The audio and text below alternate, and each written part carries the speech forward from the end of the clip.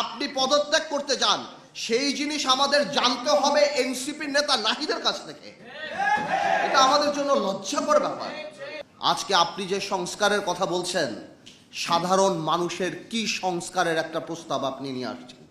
আজকে 28 লক্ষ মানুষ চাকরি হারিয়েছে বাংলাদেশে, কই তার সংস্কারের তো কোনো কথা বলে নাই। আজকে ব্যবসায়ীরা হাহাকার করতেছে, এনবিআর দিয়ে এবং বিভিন্ন সংস্থা দিয়ে তাদেরকে শেষ করে ফেলাচ্ছেন, গার্মেন্টস বন্ধ হয়ে যাচ্ছে, কই তাদের কথা বলার কোনো জায়গা নাই। আজকে নূর এখানে বসা, নূর জানে ইউনূস সাহেব যখন ক্ষমতায় আসছিল, আমরা প্রথমে যে বলেছিলাম আপনি রাজনৈতিক বা জাতীয় সরকার করার দরকার নাই, তবে অন্তত পক্ষে আপনি 4-5 জন উপদেষ্টা নেন যাদেরকে মানুষ চিনে, যারা মানুষের সাথে আপনার মাঝখানে যে দূরত্বটা সেটা খোঁচাতে পারে। কিন্তু আপনি আমাদের সেই কথা শোনেন নাই। আজকে আপনার যে উপদেষ্টারা আছে তাদের অর্ধেক উপদেষ্টার নাম বাংলাদেশের মানুষ বলতে পারে না। তারা জানে না যে তাদের ভাগ্য কার দ্বারা নির্ধারিত হচ্ছে, কার দ্বারা ঠিক হচ্ছে। আপনার আরেকটা সোর্স অফ পাওয়ার ছিল কারা? আপনার আরেকটা সোর্স অফ পাওয়ার ছিল, যেটা আমার ভাই রাশেদ বলে গেল, যে আর্মি। আজকে কেন আর্মির এইভাবে কথা বলতে হয়? আর্মির সাথে দূরত্ব কে সৃষ্টি করেছে? রাজনৈতিক দলের সাথে দূরত্ব কে সৃষ্টি করেছে? আজকে অনেকেই আমাকে জিজ্ঞেস করে, পার্থ ভাই আপনারা ডিসেম্বরে নির্বাচন চান না? ডিসেম্বরের কথা তো আমরা বলি নাই, আপনি বলেছেন ইউনূস সাহেব জাতির সামনে ডিসেম্বরের কথা। আমরা বলেছি আপনারা সেই ওয়াদা আপনি রাখেন, আমাদের মুখ থেকে ডিসেম্বরের কথা আসে নাই। আজকে করিডোরের কথা শুনে কনফিউশন কে ক্রিয়েট করেছে? আমরা তো কনফিউশন ক্রিয়েট করি নাই। এই করিডোরের ইস্যু ইউনূস সাহেব আপনি নিয়ে আসছেন। আজকে কষ্ট লাগে, আজকে কষ্ট লাগে। আপনার প্রেস সচিব বলে নির্বাচন কবে? জানুয়ারিতে হতে পারে, ফেব্রুয়ারিতে হতে পারে, মার্চে হতে পারে, এপ্রিলে হতে পারে। এটা কোনো ধরনের কথা? আপনি জাতিকে কি একটা লটারির মধ্যে ফেলে দিবেন? যে আজকে আপনি বলছেন আপনি সংস্কার করবেন। কিসের সংস্কার? এনসিপিকে ক্ষমতায় আনার সংস্কার, এনসিপিকে ভালো করার সংস্কার। দেখুন, এনসিপির প্রতি আমাদের দুর্বলতা আছে। এই যে বৈষম্য বিরোধী ছাত্র আন্দোলন, এদের প্রতি আমাদের দুর্বলতা আছে। আমি ব্যক্তিগতভাবে চাই, যদি এত বড় একটা সংসদ সামনে আসবে, তারা যদি ঠিক করে পলিটিক্স করে সামনে আসতে পারে, I'll be more than happy. And আমি শিওর আমার এখানে যারা বয়স আছে তারা হবে। কিন্তু তারা যে প্রথম থেকে প্রত্যেকটা রাজনৈতিক দলকে আক্রমণের মুখে রেখেছে। এই যে একটা কথা তারা বলে যে বিএনপি আওয়ামী লীগ মুদ্রার এপিট আর ওপিট, আমরা আর আওয়ামী লীগরা বা অন্যান্য দলরা আমরা নাকি মুদ্রার এপিট আর ওপিট। ওনারা কোন কারণে এই কথা বলে? আজকে কি বিএনপি বাংলাদেশে 1400 লোক হত্যা করেছে? বিএনপি কি লক্ষ কোটি টাকা পাচার করেছে? বিএনপি কি 3টা জাতীয় সংসদ নির্বাচন, দিনের নির্বাচন রাতে করেছে? মাথায় রাখতে হবে, আওয়ামী লীগ কোনো রাজনৈতিক দল না। Awami League is a criminal enterprise. BNP আর আমরা রাজনৈতিক দল।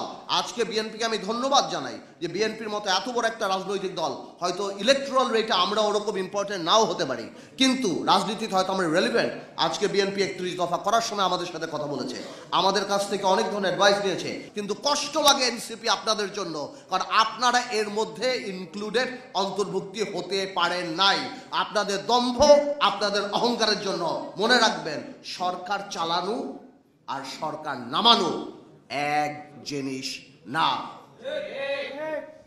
আজকে ইউনূস সাহেব, আপনাকে আরেকটা কথা বলি, আপনার অ্যাসেট কি? You are not a politician.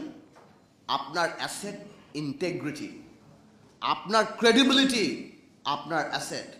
আজকে যখন আমরা দেখি আপনি কি আদমের লাইসেন্স নিচ্ছেন, আপনি ইউনিভার্সিটির লাইসেন্স নিচ্ছেন, আপনার অনেক কিছু মাফ হয়ে যাচ্ছে। আপনার ওখানে যে উপদেষ্টারা বসা, সেই উপদেষ্টারা রাত্রেবেলা এনসিপির সাথে বসে, সেখানে বসে কোন কফি হাউসে বসে সব কিছু ঠিক করছে।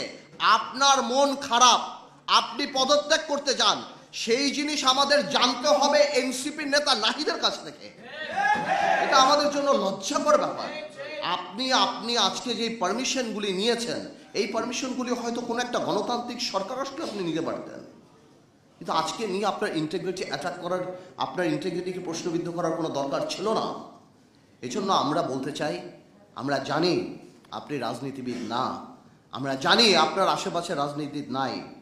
আপনি এখন নির্বাচনের ডেটটা দিয়ে দেন বাংলাদেশে। আমরা সবাই বলছি যে ডিসেম্বরের মধ্যে নির্বাচনটা আপনি যদি দিয়ে দেন, এই দেশে সব কিছু